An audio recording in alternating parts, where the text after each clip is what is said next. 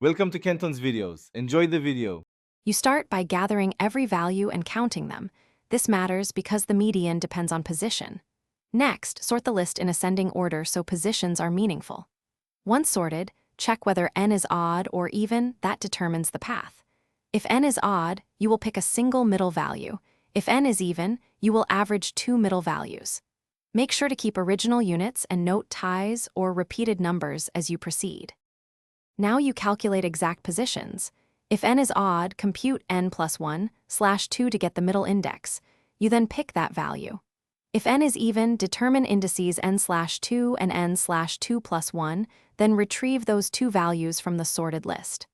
Once you have them, check whether they are numeric, fractions, or repeated entries, because that affects interpretation. Then explain why averaging works for even n. It centers between the two central observations.